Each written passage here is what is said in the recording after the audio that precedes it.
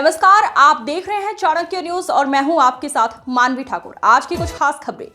असम में आई भीषण बाढ़ से प्रभावित लोगों के साथ खड़े होने के उद्देश्य से आज कई सामाजिक एवं स्वयंसेवी संगठनों ने ढेकियाजुली से एक मानवीय पहल की। उल्लेखनीय है कि भीषण बाढ़ के कारण ऊपरी असम के हजारों परिवार बेघर होकर अत्यंत कठिन परिस्थितियों में जीवन बिताने को मजबूर है। ऐसे संकट के समय बाढ़ प्रभावित लोगों को दुख दर्द को साझा करने और उनकी सहायता के लिए विभिन्न संगठनों ने बड़ी मात्रा में राहत सामग्री एकत्रित की।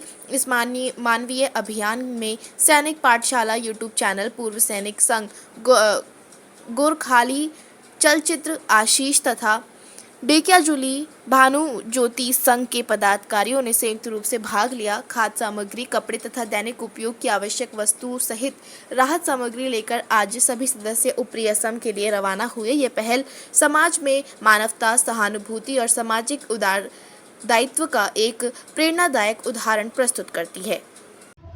उजनी अসমत जी एक भयंकरी बाने गोटेই तहस नहस करिले। जी ভুক্তভোগীসকল তেওঁলোকেহে সেই পীড়াটো, সেই বেদনাটো বুজিব পাৰিব। তথাপিও অসমবাসী আমাৰ নিজৰ মানুহ তাতে যিহেতুকে ইমান ভুক্তভোগী হৈছে, গতিকে অসমবাসী হিচাপে আমিও সেই পীড়াটোক অনুভৱ কৰি পেলাই বুজি পাইছোঁ যে তেওঁলোক যিমান দুখত আছে, যি তেওঁলোকে হেৰাইছে, যি তেওঁলোকৰ ক্ষতি হ'ল, সেই ক্ষতিপূৰণ কোনেও কৰিব নোৱাৰে। কাৰণ সেইটো তেওঁলোকেহে মানে মনত কি আঘাত পাইছে তেওঁলোকেহে বুজিব পাৰিব।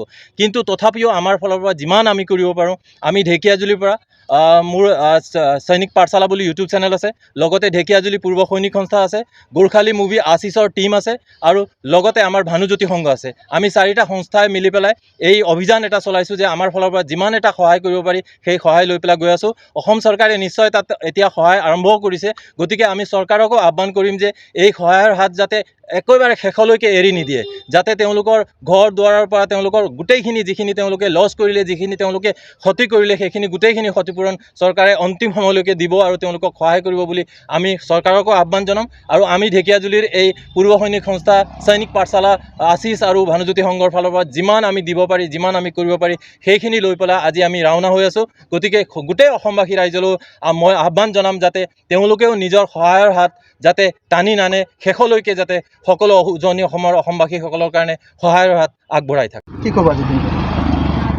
আজি আমি ঢেকিয়াজুলিবাসী আমাৰ কেইবাটাও অনুষ্ঠান, আমাৰ ভানুজ্যোতি সৈনিক পাঠশালা, আমাৰ প্ৰাক্তন সৈনিক ঢেকিয়াজুলি আৰু কোন আছিলে আশিষ চিনেমাৰ, আমি এইকেইটা অনুষ্ঠানে লগ লাগি অসমত, উজনি অসমত যি এক প্ৰলয়ংকাৰী বানে চবকে উটুৱাই নিয়াৰ নিচিনা হৈছে, সেই দুখত আমি সমভাগী হ'ব খুজিছোঁ।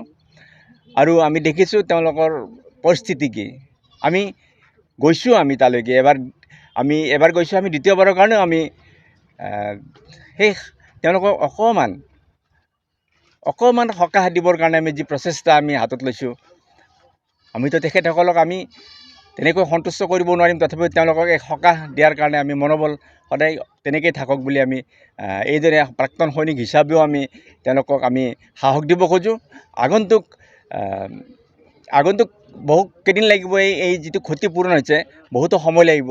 তথাপিও আমি বা চৰকাৰক এটা অনুৰোধ কৰিব খোজোঁ, চৰকাৰে যেন তেওঁলোকক এটা এককালীন সাহায্য দিয়ে বহি নাথাকে। তেওঁলোকৰ বাসস্থান যি ক্ষতিপূৰণ হৈছে, সেই ক্ষতিপূৰণ কমচে কম বাসস্থান এটা গঢ়ি দিব পাৰে, তাৰো আমি কামনা কৰিছোঁ চৰকাৰলৈ। আৰু বিশেষভাৱে আমি আজি ঢেকিয়াজুলিৰ পৰা ৰাওনা হৈ আছোঁ। আমি ৰাইজৰ চবৰে শুভকামনা বিচাৰিছোঁ আৰু আমাৰ এই সহায় সহযোগিতা আমাৰ অব্যাহত থাকিব।